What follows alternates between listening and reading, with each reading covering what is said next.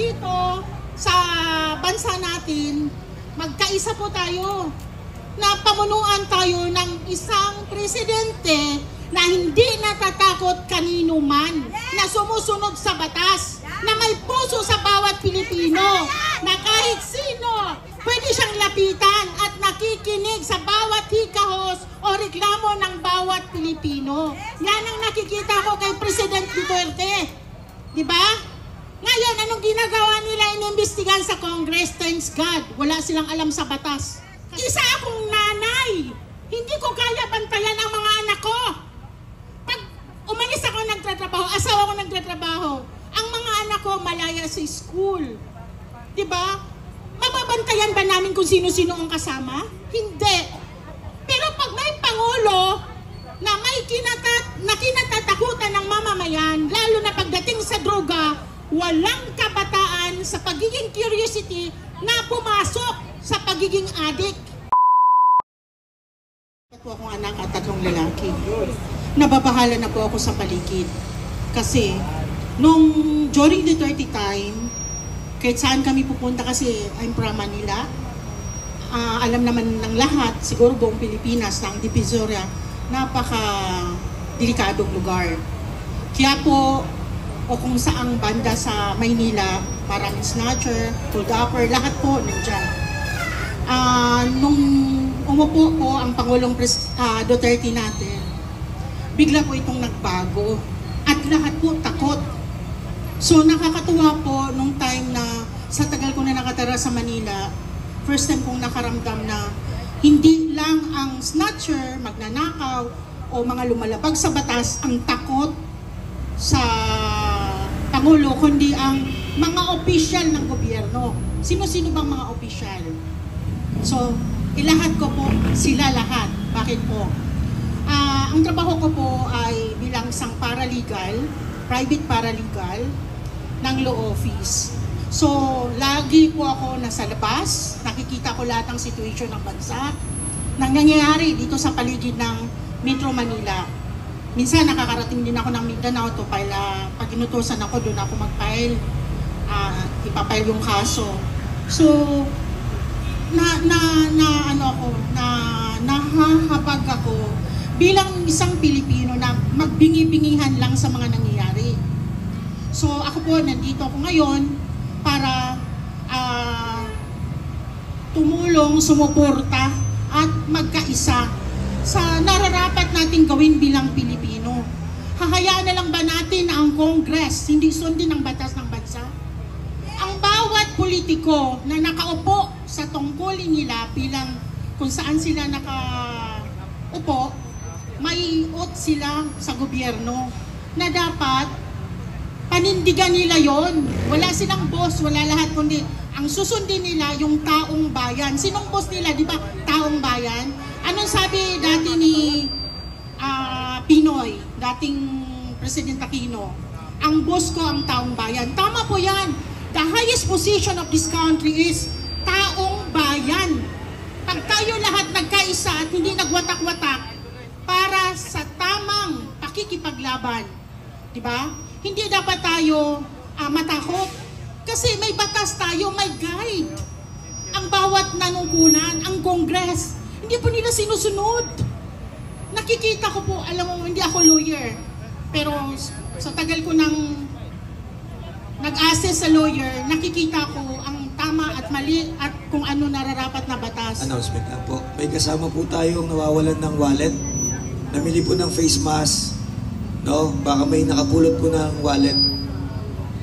Sana doon? Banda rin nawalan? Okay.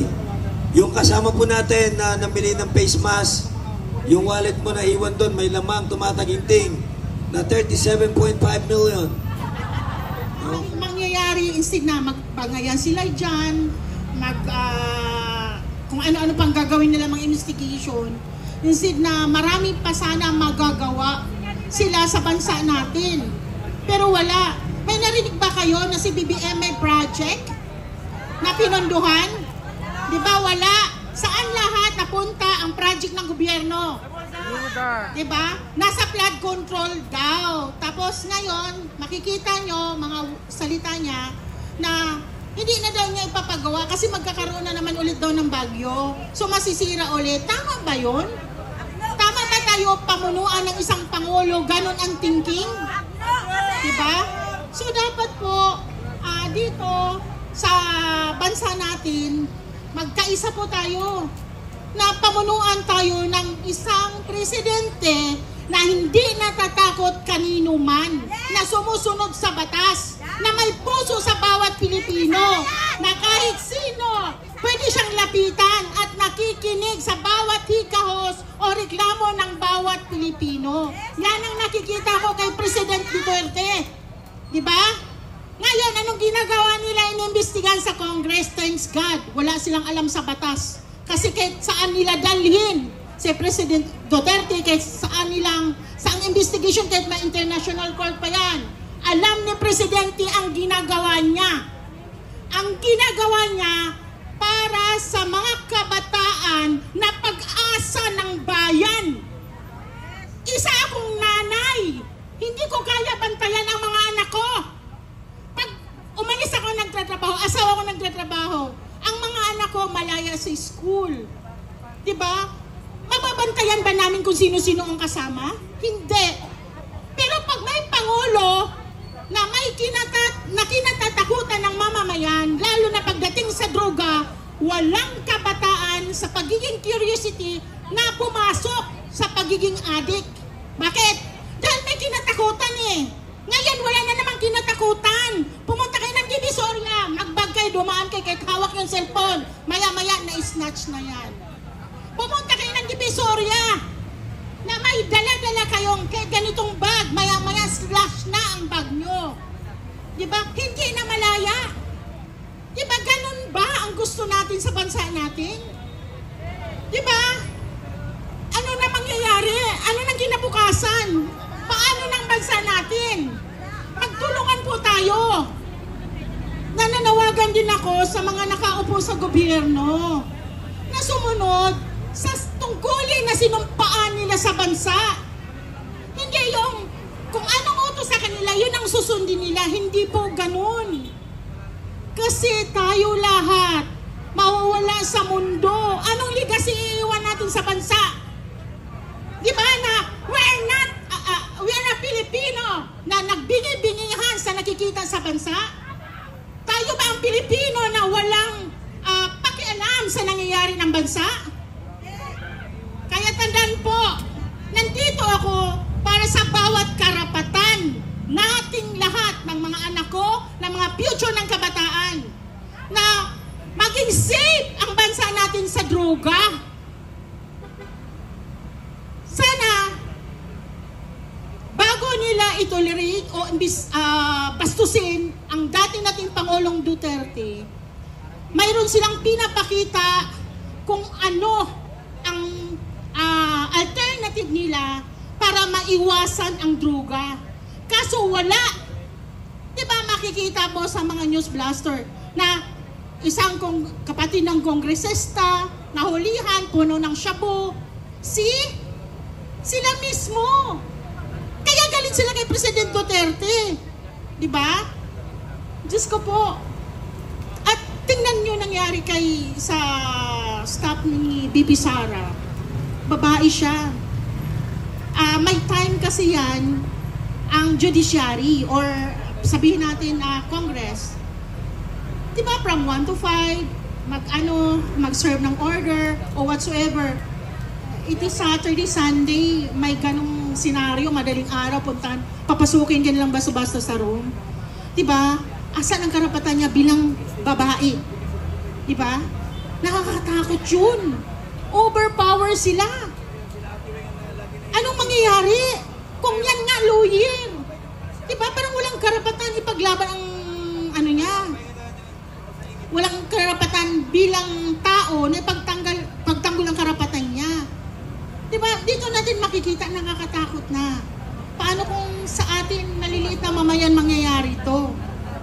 Diba? Proud na proud sila na maraming flood control. Salamat na lang sa mga bagyong dumating, nakikita. kung anong nangyayari talaga sa budget ng flood control. Ngayon yung Congress nagmamalinis. Okay, nagmamalinis kayo pag ipapakita nyo na ang bawat pondo nyo, bubuksan nyo sa publiko at ipapakita sa taong bayan na malinis kayo. Diba? Dapat sa ganitong paraan, ang taong bayan magkakaroon respeto sa Congress. Paano kayo rirespetuhin? Sa investigation nyo may bias. Diba? Sobrang bias. Ganito na lang ba? Tapos yung bawat kapulisan natin, alam mo, kawawa yung mga kapulisan natin eh. Nagtatrabaho lang yan sila, inuutusan. Diba?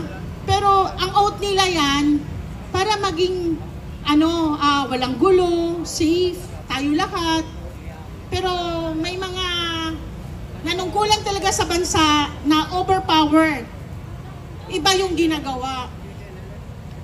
Di ba katulad ng nakikita ko, ni-review ko, kasi bilang mamamayan ng bansa, kailangan ko ring alamin lahat kung sino ang tama, sino mali. Hindi naman porke Duterte si Sara, kakampihan ko kagad. No. Kailangan kong timbangin lahat bilang Pilipino. Di ba? Ano sabi ni President Duterte? I'm not a Filipino for nothing. So, kailangan po tayo gumawa din tayo ng hakbang.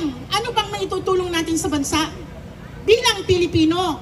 Paulit-ulit na lang to.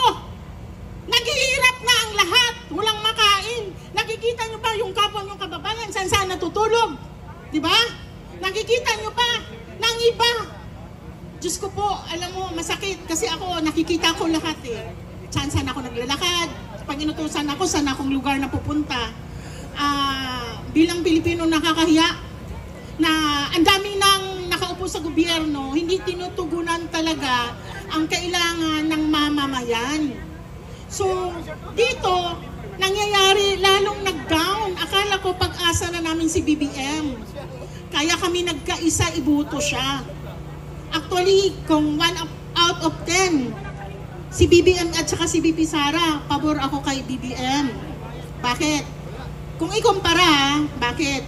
Kasi si BP Sara, hindi niya inubi yung papa niya. Ano sabi ng papa niya? Huwag kang sumali dyan. Magsiparit siya, di ba? Pero ini-insist niya. So, actually yung nangyari kay BP, sinabi ko bilang mamamayan sabi ko yan. Kasi hindi mo pinakinggan ang advice ng papa mo. Nangyayari sa'yo yan. So ako, stand ako kay BBM. Alam mo, may nagkutsa sa akin. Nakakahiya. Pero anak ko rin ang kumutsa sa akin. Ayan mama, pinanindigan mo yan si BBM. Nag-stand ka, binoto mo siya. Nagtyaga ka, walang pera. Walang bayad yung voluntary. Diba? Binigay ko lahat ng time, during election, lahat-lahat. So nakakatuwa, nanalo. After nanalo, nga. Tapos, okay lang naman sana. Hindi naman kami umasa kung ano pa man. Ang gusto lang namin, na tuparin niya lahat na pangako niya sa taong bayan. Pero ano nangyari? Wala din.